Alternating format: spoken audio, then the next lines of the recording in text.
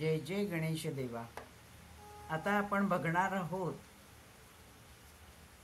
पुढच्या चतुर्थीचं व्रत। दशरथांनी परत वसिष्ठ गुरूंना विचारलं की हे मुनी, आता आपण मला चैत्र शुक्ल चतुर्थीचे वर्णन करावे।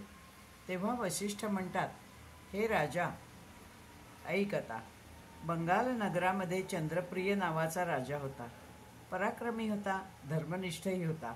एकदा त्याच्या राज्यातील नरनारी रोगग्रस्त झाले, वंध्यत्व पावले, वंध्यत्वाचा दोष जडला। त्यामुळे सगळे प्रजाजन राजाकडे येऊन चिंताग्रस्त पद्धतीने विनवणी करू लागले की आम्ही धनधान्यविहीन का झालो, पृथ्वी रसहीन का झाली, वृक्ष फलहीन का झाले, गायी दुग्धहीन कशा झाल्या, हे काय असे विपरीत घडले, हे राजन आम्हाला मदत करा।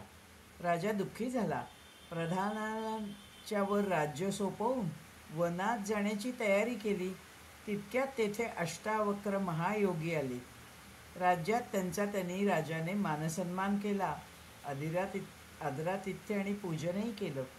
त्यांना सर्व वृत्तांत कथन केला।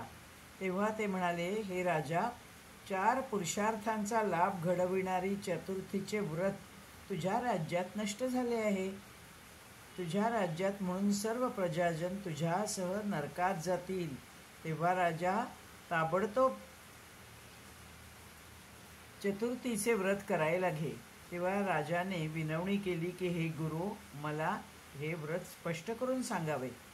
मुनींनी अष्टावक्रांनी कृष्ण शुक्ल चतुर्थीचे दिवशी विस्ताराने हे सर्व व्रत सांगितले। कार्यारंभी हे व्रत करावे असे ते म्हणाले। राजन म्हणाला, या गणराजांचे अद्भुत वर्णन आपण मला करावे। तेव्हा मुनी म्हणाले की मी स्वतः सुद्धा एकदा तप करत असताना अप्सरा माझे मन विचलित करण्यासाठी येत। तेव्हा कुपित होऊन त्यांना मी शाप दिला की तुम्ही मृत्यूलोकी पडाल व तुम्ही चोरांपासून त्रस्तही व्हाल। हे ऐकून त्या भयभीत झाल्या। त्यांनी माझी करुणा भाकली। तेव्हा मी त्यांना उशाप दिला की साक्षात विष्णू जेव्हा यादवांमध्ये कृष्णावतारात अवतरतील तेव्हा त्यांच्या पत्न्या होऊन या घोर भयातून तुमची मुक्तता होईल। नंतर मी तप आणि योगादीमध्ये मग्न झालो। शांती लाभार्थ मला अत्यंत उत्तम अशी गणेशांची कृपा झाली। अकस्मात ऋभू योगी तेथे आले। त्यांना मी पृच्छा केली तेव्हा त्यांनी मला गणराज स्तवनाने तुला शांती लभेल असे सांगितले। मी स्वतःलाही शांतीसाठी जेव्हा भटकत होतो तेव्हा साक्षात शंकरांनी मला एकाक्षर असा मंत्र सांगून गणेशाची भक्ती कर असे सांगितलेले आहे। मला तर शांतीलाभ झालाच। त्यानंतर ऋभू ऋषींनी राजाला 12 वर्ण मंत्रराज दिला आणि मग तेव्हा राज्यामध्ये येणारी जी प्रथम येणारी चैत्र मासातील चतुर्थी होती ती शुक्ल चतुर्थी प्रजाजनांसह आचरली आणि सगळ्यांनी कृष्ण शुक्ल चतुर्थीचे व्रत करावे अशी घोषणाही केली। तेव्हा नरनारी सर्व दोषमुक्त झाले।